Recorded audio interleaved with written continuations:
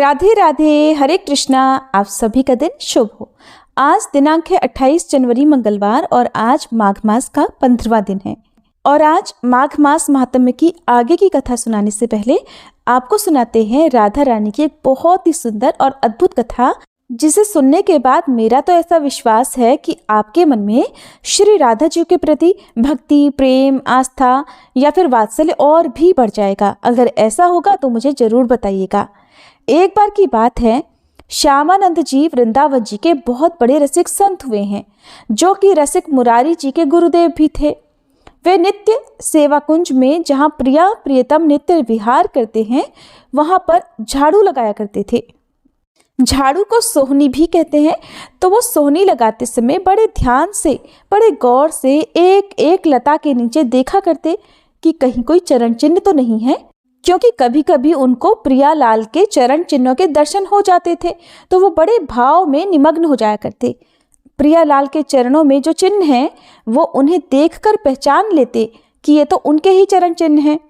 एक दिन इनको सेवा कुंज में सोहनी सेवा करते देखकर श्री राधा रानी को इन्हें दर्शन देने की इच्छा हुई, लेकिन जब तक किसी सखी सहचरी की कृपा ना हो तब तक श्री राधा रानी किसी को दर्शन नहीं दे सकती। इसीलिए तो इच्छा होने पर भी श्री राधा रानी सीधा दर्शन नहीं देती, उन्हें अपनी किसी सहचरी की या सखी की आवश्यकता पड़ती ही है। अब एक दिन श्री राधा रानी ने जानबूझकर अपने श्री चरण का एक नुपुर सेवा कुंज में छोड़ दिया। प्रातःकाल श्री श्यामानंद जी अपने नित्य कर्म के अनुसार सोहनी लगाते थे, नित्य सेवा के अनुसार वो झाड़ू लगाया करते। सोहनी लगाते समय उन्होंने आज देखा कि एक बड़ा ही कीमती अद्भुत नुपुर वहां पर था। उसे देखकर उन्हें तो बड़ा आनंद मिल रहा था। उन्होंने सोचा कि शायद किसी नवविवाहिता वधू का होगा, और फिर सोचने लगे कि अगर वो ढूंढने आएगी तो उसे दे देंगे। ऐसा सोचकर उन्होंने नुपुर को अपनी पगड़ी में बांध लिया और वापस सोहनी लगाने लगे। अब श्री राधा जी जो कण कण में विराजमान हैं, जो संसार की सारी लीलाओं को खुद ही रचती हैं, जो सारे दृश्य को स्वयं देखती हैं, तो जब उन्होंने देखा तो श्री राधा जी ने श्री ललिता जी से कहा कि ये मंगला के आभूषण संभाल कर रखो। ललिता जी श्री राधा रानी की सबसे प्रिय सखियों में से एक है। तो ललिता जी ने कहा, प्यारी जू, आपके एक श्री चरण का नुपुर तो इसमें है ही नहीं। श्री राधा रानी ने जानबूझकर उसे गिराया था, क्योंकि श्यामानंद जी पर किसी सखी की कृपा होना बाकी था। इसलिए श्री राधा रानी ने ललिता जी से कहा, जाओ जरा देखो तो सेवा कुंज में किसी लता के नीचे तो नहीं गिर गया। अब ललिता जी ने खोज प्रारंभ की तो देखा कि श्री श्यामानंद जी सोहनी लगा रहे हैं और राधा राधा नाम जप रहे हैं। ललिता जी ने विचार किया कि मैं अपने स्वरूप में जाकर इनसे नुपुर मांगूंगी तो अच्छा नहीं रहेगा। इसलिए वो एक साधारण वेश में गई और कहने लगी, बाबा बाबा, यह सोहनी लगाते हुए आपको कोई नुपुर तो नहीं मिला? अगर मिला हो तो मुझे दे दीजिए। ललिता जी साधारण वेश में गई हुई थी। उन्हें देखकर श्यामानंद जी बोले, वो नुपुर तुम्हारा तो नहीं हो सकता? तो ललिता जी बोली, नहीं, वो मेरा नहीं है, मेरी बहू का है। लाओ मुझे दे दो अगर आपके पास है तो। बाबा बोले, नहीं, मैं ऐसे तुम्हें नुपुर नहीं दे सकता। अगर वो नुपुर तुम्हारी बहू का है तो पहले उसी तरह का दूसरा नुपुर दिखाओ। अगर वही हुआ तो मैं अभी दे दूंगा, और अगर नहीं दिखाया तो नहीं दूंगा। बाबा को अंदर ही अंदर आनंद हो रहा था कि इस नुपुर में कुछ तो खास है, क्योंकि इसकी खोज हो रही है। उन्हें ललिता जी से बात करके अपार आनंद भी मिल रहा था, और वो समझ गए थे कि ये कोई साधारण व्यक्ति नहीं, ये अवश्य कोई दिव्य व्यक्ति हैं जो अपने वेश को छुपाए हुए हैं। ललिता जी बोली, अरे ना बाबा, तो मुझे ही दे दे। अब बाबा मना करने लगे, नहीं, मैं आपको इसे नहीं दूंगा, मैं आपको दे दूंगा। और थोड़ी देर बाद जिस बहू या बेटी का ये गिरा है, अगर वो आकर मुझसे पूछे कि ये मेरा नुपुर था तो मैं तुम्हें कहाँ खोजूंगा? मैं तभी ये नुपुर तुम्हें दूंगा जब तुम दूसरे चरण का नुपुर भी लाकर मुझे दिखाओगी। अब तो ललिता जी ने बहुत हठ किया, लेकिन बाबा ने उन्हें नुपुर नहीं दिया। अब आकर ललिता जी ने श्री राधा जी से बात की तो श्री जी ने कहा, सखी, अब तो लगता है मुझे ही जाना होगा, क्योंकि बाबा बहुत जिद्दी हैं। और देखो, ये रोज मेरी कुंज की सोहनी सेवा करते हैं, चलो आज चलकर इन्हें निहाल करते हैं। अब श्री जी जब किसी भक्त को दर्शन देने के लिए उतावली हो जाए तो स्वयं दर्शन का विधान बनाती हैं। सहज स्वभाव परयो नवल किशोरी जू को मृदुता दयालुता कृपालुता की राशि हैं। श्री राधा रानी और ललिता जी अब श्यामानंद जी के पास आईं। ललिता जी ने आकर बाबा से कहा, बाबा इनके चरणों की तरफ देखो, वही नूपुर ऐसा है ना? ऐसा ही नूपुर तो तुम्हारे पास है। तब बाबा ने नूपुर देखा, फिर कहने लगे, हाँ ये तो बिल्कुल वैसा ही है। और ऐसा कहते हुए ही श्री जी की करुणा देखकर वो उनके चरणों में साष्टांग लौट गए। बाबा ने इशारा किया, मैं बांध दूं? श्री जी ने हाँ में सिर हिलाया। तब बाबा ने श्री जी के चरणों में नूपुर बांधा और श्री जी ने अपना हाथ श्यामानंद महाप्रभु जी के मस्तक पर रखा। तब श्री जी श्यामानंद जी को दुलार करने लगी कि मेरी कुंज की सोहनी लगाने वाली ये मेरी सखी हैं। श्री जी बहुत प्रसन्न थी। बाबा फिर उनके चरणों में लौट गए। इस पर बाबा ने जो नूपुर बांधा था उसी को झनकारते हुए श्री जी ने बाबा के मस्तक पर उसे रखा तो नूपुर की दिव्य छाप श्यामानंद महाप्रभु जी के मस्तक पर पड़ गई। अब तो वो प्रेम मगन होकर भाव में डूब गए। इसके कुछ समय बाद अपने गुरुदेव श्री हृदयानंद जी के पास आए तो उन्होंने श्यामानंद जी के मस्तक पर छाप देखकर कहा, ये संप्रदाय के विरुद्ध छाप कैसे लगा ली? जो हमने दी है वो तो लगाई नहीं। तब उन्होंने कहा, गुरुदेव ये मनमुखी छाप नहीं है, ये छाप तो इष्ट देव ने स्वयं लगाई है। हृदयानंद जी ने सोचा ये बहाना बना रहा है तो उन्हें डांट कर कहा, इसे जल्दी धो लो। श्यामानंद जी ने आज्ञा मानते हुए बहुत धोया, रगड़ रगड़ कर छाप साफ की, पर श्री जी की लगाई हुई छाप भला कैसे छूट सकती थी? अब हृदयानंद जी ने समझा कि इन्होंने ठीक से नहीं धोया होगा, फिर बोले, इधर आओ मैं साफ करूं। अब उन्होंने रगड़ रगड़ कर इतना घिसा कि श्यामानंद जी के मस्तक से रक्त बहने लगा, लेकिन छाप फिर भी नहीं छूटी। अब तो वो सहम गए, कहने लगे, सत्य कहो, क्या ये श्री जी की लगाई हुई छाप है? श्यामानंद जी ने हाँ में उत्तर दिया। हृदयानंद जी कहने लगे, धन्य है तुम्हारा जीवन, अब मुझे विश्वास हो गया है कि श्री जी ने तुम्हें स्वीकार कर लिया है। फिर हृदयानंद जी ने फिर से कहा कि फिर भी हम ये मानेंगे कि तुमने हमारे तिलक की जगह छाप लगाई, इसलिए ये अपराध है, इसलिए हम वैष्णव समाज में इसका दंड निर्धारित करेंगे। गुरुजनों की बड़ी विचित्र लीला होती है। श्यामानंद जी के हृदय में आया कि गुरुदेव आपकी कृपा से ही तो मुझे श्री जी ने सहचरी भाव दिया है और ये छाप लगाई है। श्री जी ने अपने नूपुर की छाप देकर मुझे अपनी परिकर में मिला लिया। इधर श्यामानंद जी का दंड निर्धारित करने के लिए वैष्णव समाज की सभा बुलाई गई। तब श्री कृष्ण के सखा सुबल प्रकट हुए और उन्होंने पूरी वैष्णव मंडली के बीच में कहा, मैं साक्षी देता हूँ कि इन्होंने अपने आप से छाप नहीं लगाई, स्वयं श्री राधा जी ने प्रकट होकर छाप लगाई है। सुबल इतना बोलकर पास के ही एक तमाल वृक्ष में समा गए। तुरंत दिव्य वाणी हुई, हृदयानंद जी अब तो विश्वास कर ले कि तुम्हारा शिष्य वहां पहुंच चुका है जहां तुम्हारी भी पहुंच नहीं है। वो श्री जी के निज परिकर में मिल चुका है। अब तो दिव्य वाणी सुनकर हृदयानंद जी सहम गए और सारी बात मान गए, लेकिन अब उनका हृदय जलने लगा, ये सोचकर कि उनसे अपने शिष्य के प्रति गलती हो गई। वैष्णव जनों ने कहा, देखो हृदयानंद जी, आपने हम सबको श्यामानंद जी को दंड देने के लिए एकत्रित किया था, लेकिन आज हम आपके ऊपर दंड लगा रहे हैं क्योंकि आपने गलत किया। अपने शिष्य के माथे को इतना रगड़ा कि मस्तक से रक्त निकलने लगा और वो कहते रहे कि ये छाप श्री जी ने ही लगाई है, फिर भी आप नहीं माने। आखिर तमाल वृक्ष से सुबल सखा को प्रकट होकर गवाही देनी पड़ी और अब देवीवाणी भी हुई है। हम आपको क्षमा नहीं करेंगे। इसके प्रायश्चित के लिए आप 12 दिनों तक संतों का भंडारा करवाएं और अखंड कीर्तन और भगवत चर्चा करवाएं, यही आपका दंड है।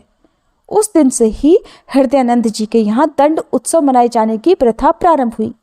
श्यामानंद जी तत्काल समस्त वैष्णव जनों के समक्ष खड़े हुए और उन्होंने हाथ जोड़कर कहा कि गुरुदेव जी को जो दंड दिया गया है उसे मैं स्वीकार करता हूँ। आज से मैं दंड उत्सव करूँगा, ये मेरा अहोभाग्य है और शायद गुरुदेव यही करवाना चाहते थे, इसीलिए तो उन्होंने ये लीला की। इससे हम ये सब देख सकते हैं कि शिष्य में अब भी अपने गुरु के प्रति दोष नहीं आया। वहाँ उपस्थित वैष्णव जनों ने कहा, धन्य हो तुम श्यामानंद जी और धन्य है तुम्हारी गुरु भक्ति। ऐसा कहकर संतों ने श्यामानंद जी को स्वीकृति दे दी। फिर श्यामानंद जी ने बड़े उत्साह से 12 दिनों तक उत्सव मनाया। यद्यपि वो दंड एक बार के लिए था, लेकिन अब उसे हर वर्ष मनाया जाने लगा। ये थी आज की कथा। अब सुनिए माघ मास महात्म्य का आज का अध्याय। श्री सूत जी कहते हैं, हे विप्रवरों, हाटकेश्वर क्षेत्र में सिद्धेश्वर नामक लिंग है। उस लिंग के रूप में वहां साक्षात भगवान शंकर स्वयं ही प्रकट हैं। वे स्मरण और दर्शन करने से सदा सभी प्रकार की सिद्धि देने वाले हैं। जो मनुष्य पवित्र भाव से भक्ति पूर्वक उन सिद्धेश्वर का दर्शन या स्पर्श करता है, वह दुर्लभ मनोरथ को भी शीघ्र प्राप्त कर लेता है। उस क्षेत्र में पहले स्पर्श और दर्शन करने से सैकड़ों पुरुष सिद्धि को प्राप्त हो चुके हैं और कितने ही मनुष्य केवल प्रणाम करने से ही सिद्धि के भागी हुए हैं। श्री सूत जी कहते हैं कि पूर्व काल में जब मैं पिता के घर में रहता था, मेरे सामने ही एक दिन वहां महातेजस्वी वत्स मुनि पधारे। उस समय उनका दर्शन करके मेरे पिताजी ने भक्ति भाव से उन्हें प्रणाम किया और अर्घ्य देकर विनय पूर्वक पूछा, हे विप्रवर, आपका स्वागत है। आप कहाँ से आए हैं? मेरे लिए यथोचित सेवा के निमित्त कोई आज्ञा हो तो दीजिए। वत्स जी कहने लगे, सूत, मैं तुम्हारे आश्रम पर चातुर्मास्य व्रत करना चाहता हूं। अगर तुम मेरी सेवा करो तो मैं यही चौमासा कर सकूं।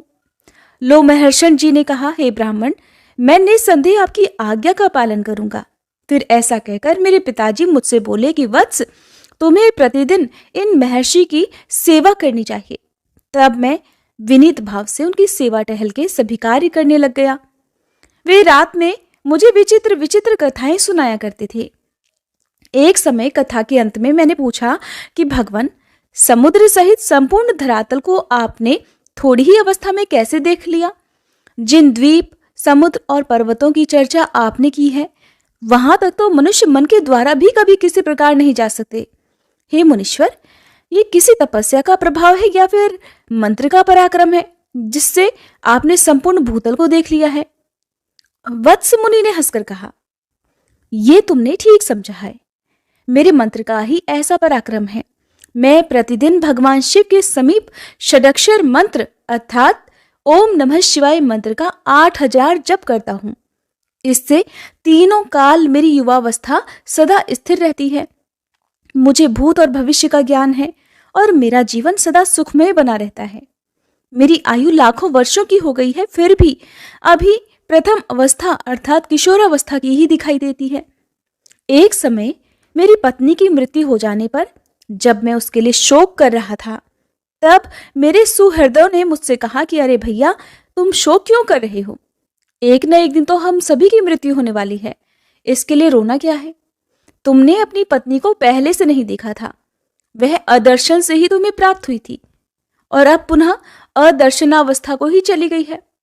न वह तुम्हारी थी न तुम उसके, फिर व्यर्थ शोक क्यों करते हो? किसी का किसी के साथ एक स्थान पर सदा निवास नहीं होता। अपने शरीर के साथ भी मनुष्य सदा नहीं रह सकता। फिर इस शरीर से अलग जो दूसरे लोग हैं, उनके साथ भला सदा के लिए कैसे रहा जा सकता है? जो मरे हुए संबंधी, खोई हुई वस्तु और बीती हुई बातों के लिए शोक करता है, वह दुख से दुख उठाता है। इस प्रकार वे सभी सुहृद मुझे समझा बुझाकर घर ले आए। घर आने पर मैंने ये प्रतिज्ञा की कि जहां कहीं भी सर्प को देखूंगा वहीं उसे डंडे से मार डालूंगा, क्योंकि मेरी पत्नी को सांप ने ही काट खाया है। ऐसा निश्चय करके एक समय मैं घूमता हुआ चमत्कारपुर में पहुंच गया। वहां एक कुंड से निकलकर पड़े हुए विशाल जल सर्प को देखा। देखते ही उसे मारने के लिए मैंने अपना डंडा उठाया। तब वह सांप कहने लगा कि भाई, पहले मेरी बात सुन लो, फिर तुम्हें जो सही लगे वो कर लेना। ब्राह्मण, वे सर्प दूसरे ही होते हैं जो मनुष्यों को काटते हैं। हम तो पानी में रहने वाले सांप हैं। हमारा केवल रूप ही सांप का होता है, लेकिन हम में विष नहीं होता। लेकिन उस पानी वाले सांप के ऐसा कहने पर भी मैंने उस पर डंडे का प्रहार कर ही दिया और उस डंडे का स्पर्श होते ही वह एक तेजस्वी महापुरुष के रूप में बदल गया। इस आश्चर्य को देखकर मैंने उस महापुरुष से प्रणाम करके कहा कि प्रभु, मेरा अपराध क्षमा कीजिए, आप कौन हैं? तब वे प्रसन्न होकर मुझसे बोले कि मेरा वृतांत सुनो।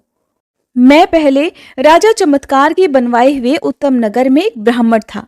वहां भगवान सिद्धेश्वर जी का एक उत्तम शिवालय है।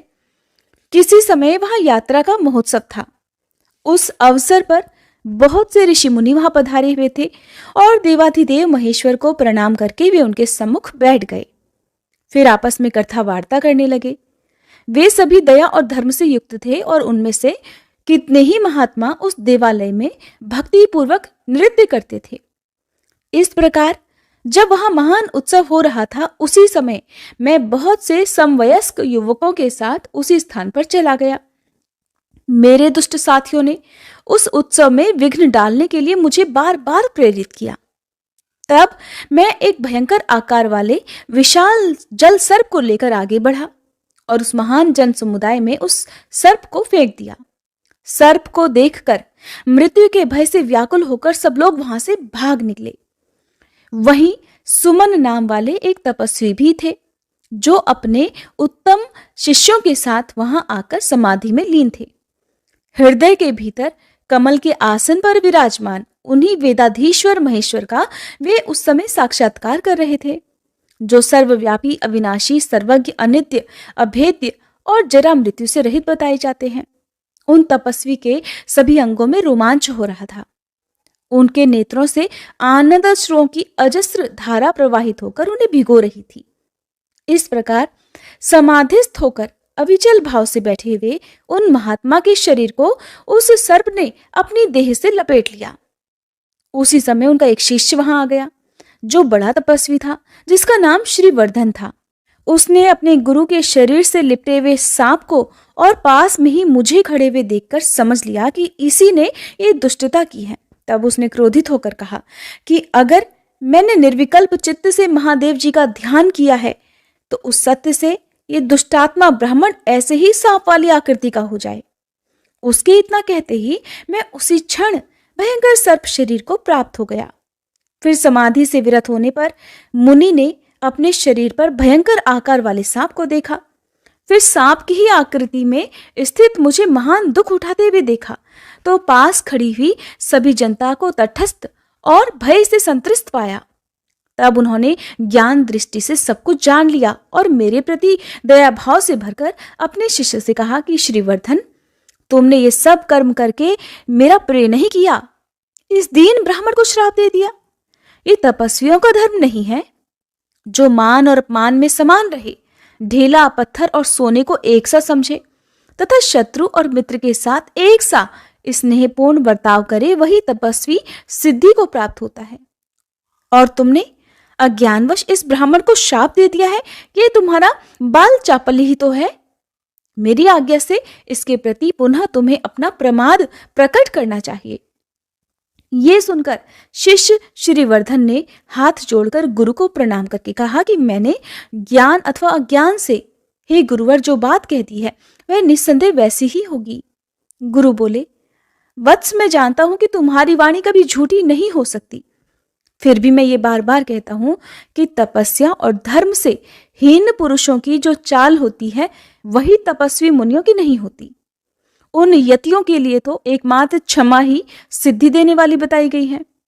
इसलिए तपस्वी जनों को सदा क्षमा का आदर्श सामने रखकर ही बर्ताव करना चाहिए। पापी के प्रति कभी खुद पापी नहीं बनना चाहिए। यही सनातन बुद्धि है। जो पापात्मा पाप करता है वह स्वयं ही नष्ट हो जाता है। जो पापी के प्रति स्वयं भी पाप पूर्ण बर्ताव करता है वह उत्तम ज्ञान से रहित है, क्योंकि वो तो जले हुए को ही जलाता है और मरे हुए को ही मारता है।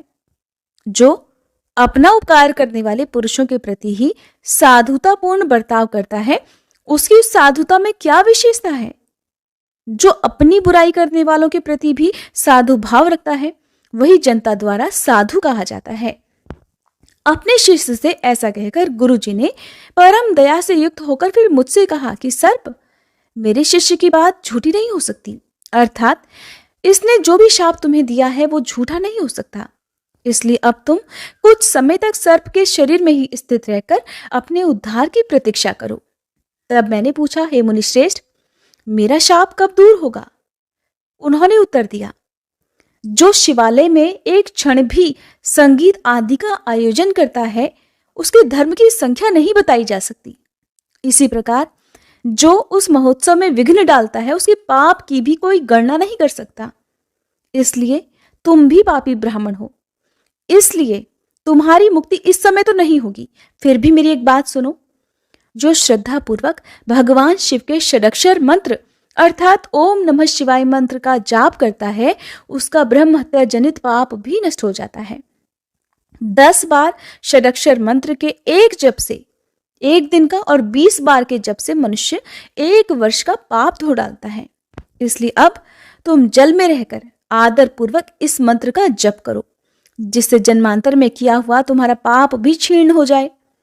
जब वत्स नाम वाले एक ब्राह्मण तुम्हें क्रोध पूर्वक डंडे से मारेंगे उस समय तुम्हारा उद्धार हो जाएगा। ऐसा कहकर वे मुनि मौन हो गए और फिर मैं इस जलाशय में रहकर षडक्षर मंत्र का जप करता रहा। हे ब्राह्मण, आज तुम्हारी कृपा से मुझे इस सर्प योनि से मुक्ति मिल गई, इसलिए शीघ्र बताओ मैं तुम्हारा कौन सा प्रिय कार्य करूं। तब मैंने उस दिव्य रूपधारी सर्प से कहा, भगवान, मुझे कुछ कल्याणकारी उपदेश दे दीजिए जिससे मुझे अपनी प्रिय पत्नी के विनाश का दुख न हो तथा निर्धनता, रोग और शत्रु से पराजय का कष्ट भी न हो। मेरा ये प्रश्न सुनकर उस श्रेष्ठ पुरुष ने कहा, हे द्विजवर, भगवान शिव का षडक्षर मंत्र मनुष्यों का सभी पाप और अमंगल हर लेने वाला है। हे ब्राह्मण, तुम रात दिन उस मंत्र का यथाशक्ति जप करते रहो। उसके जप से सभी पापों से मुक्त होकर तुम निस्संदेह अभीष्ट वस्तु प्राप्त कर लोगे। मैंने भी सदैव बड़े बड़े पाप किए हैं, फिर भी उस मंत्र के महात्म्य से मुझे परम ऐश्वर्य युक्त लोक प्राप्त हुए हैं। हे विप्रवर, ये परम गोपनीय मंत्र मैंने तुम्हें बताया है। किसी नास्तिक को इसका उपदेश कभी नहीं करना चाहिए। सभी वेदों में अहिंसा को परम धर्म बताया गया है। विशेषतः ब्राह्मण के लिए तो हिंसा सर्वथा त्याज्य है। इसलिए तुम सर्प का वध त्याग दो। जो समस्त चराचर प्राणियों को अभय देता है वह इस लोक और परलोक में सदा सभी प्रकार के सुखों से संपन्न हो जाता है। भगवान शंकर के समान कोई देवता नहीं है, गंगा जी के समान कोई दूसरी पवित्र नदी नहीं है और हिंसा के समान बढ़कर कोई पाप नहीं है और दया से बढ़कर कोई धर्म नहीं है। फिर वह अहिंसा रूप धर्म सुनकर मैंने परलोक के भय से दुखी होकर उस ब्राह्मण से पूछा कि भगवान, मैंने बड़े बूढ़ों के मुख से ये बात सुनी है कि राजा अगर वन में मृगों का वध करे तो उसे दोष नहीं लगता है, और चिकित्सा शास्त्र के विद्वान कहते हैं कि मांस खाने वाले लोग विशेष पुष्ट और दीर्घजीवी होते हैं। इसलिए इस विषय में मुझे परम हितकारक बात बताइए। आपके मुंह से जो कोई बात निकलेगी उसका मैं संदेह रहित पालन करूंगा। मेरी बात सुनकर वे पुनः इस प्रकार बोले, हे द्विश्रेष्ठ, ऐसी बात ना कहो। ये सब तो मांस लोभी दुष्ट पापात्माओं का कहना है। वही ऐसा मानते हैं कि मांसाहार करने से आयु लंबी होती है और हष्ट-पुष्ट होते हैं। अहो, संसार में वे निर्दयी पापात्मा और दुष्ट पुरुष अत्यंत शोचनीय हैं जो सब दोषों की खान रूप मांसाहार का सेवन करते हैं। मांस ना तो आयु बढ़ाने का साधन है और न ही आरोग्य और बल का कारण है। उसे जो गुणकारक बताया जाता है वो सब झूठ है। इसका दृष्टांत भी मुझसे सुनो। मांस भोजी मनुष्य भी रोग से पीड़ित, दुर्बल और कम आयु वाले देखे जाते हैं, और जो मांस नहीं खाते वो भी पृथ्वी पर निरोगी, दीर्घायु और हष्ट-पुष्ट अंगों वाले होते हैं। इसलिए मांस को सर्वथा त्याग देना चाहिए। जो जीवन की इच्छा रखने वाले जीवों के मांस खाता है वो घोर नरक में जाता है और वहां उन्हीं प्राणियों द्वारा जिसको उन्होंने मारा है वह स्वयं भक्षण किया जाता है। मांस की उत्पत्ति घास, लकड़ी या पत्थर से नहीं होती। किसी जीव की हिंसा करने पर ही मांस मिलता है, इसलिए उसका सर्वथा त्याग कर देना चाहिए। विद्वान पुरुषों को उचित है कि वे सब जीवों को अपने ही समान देखें और पूरी शक्ति लगाकर उनकी रक्षा करें, ना कि उन्हें मारें। जो जीवों को मारता है या जो मारने की अनुमति देता है और उसे काट काट कर अलग करता है, फिर जो खरीदता है, जो बेचता है और जो उसे पकाकर तैयार करता है या जो उसे परोसता है और जो खाने वाला है, ये 8 प्रकार के व्यक्ति घातक अर्थात हिंसक माने गए हैं। खरीदने वाला व्यक्ति धन से मारता है, खाने वाला खाने के द्वारा हत्या करता है और घातक वध और बंधन के द्वारा मारता है। इस प्रकार जीवों का 3 तरह से वध होता है। जो मन, वाणी और कर्म द्वारा किसी भी जीव की हिंसा नहीं करता, वह जरा मृत्यु से रहित परम धाम को प्राप्त होता है। शाक, मूल और फल का भोजन करने वाला ब्रह्मचर्य परायण पुरुष भी अगर हिंसा कर्म में लीन है तो उसे अपने नियम और व्रत का कोई फल नहीं मिलता। एक मनुष्य 100 से भी अधिक वर्षों तक बड़ी भारी तपस्या कर लेता है और दूसरा दया से प्रेरित होकर केवल अहिंसा व्रत का पालन करता है, तो इन दोनों में जो दयालु पुरुष है वही श्रेष्ठ है। जो मनुष्य दया धर्म से युक्त है, वह जिस जिस वस्तु की कामना करता है, दुर्लभ होने पर भी उसे वह अवश्य ही प्राप्त हो जाती है। ऐसा कहकर वे महात्मा पुरुष मेरे देखते ही देखते उत्तम विमान पर आरूढ़ होकर स्वर्गलोक को चले गए। महामते, षडक्षर मंत्र के महात्म्य से गंधर्व लोग उनका यशोगान और किन्नर स्तुति करते थे। उन महात्मा के चले जाने पर फिर मैंने भक्ति पूर्वक शिव मंत्र की दीक्षा ग्रहण की और तीनों संध्याओं में अर्थात सुबह, दोपहर और शाम को श्रद्धा युक्त होकर भगवान सिद्धेश्वर के समीप बैठकर मैं प्रतिदिन 10,000 मंत्र का जप करने लगा। इसी से मेरी युवावस्था स्थिर हो गई है और मुझे लोकांतरों का ज्ञान और आकाश गमन की शक्ति भी प्राप्त हो गई है। द्वापर युग का अंत होने पर मैं सिद्धेश्वर जी का दर्शन करूंगा और सदा शिवलोक को प्राप्त होऊंगा। ये मैंने सत्य बात बतलाई है। हे सूतनंदन, मैंने यह मोक्षदायक षडक्षर मंत्र का महात्म्य तुम्हें सुनाया है। जो मनुष्य उत्तम श्रद्धा से युक्त होकर इसका सदा श्रवण करेगा, वह जन्म से लेकर मृत्यु तक के समस्त पापों से मुक्त हो जाएगा। महाभाग, तुम भी इस मंत्र का सदा जप किया करो।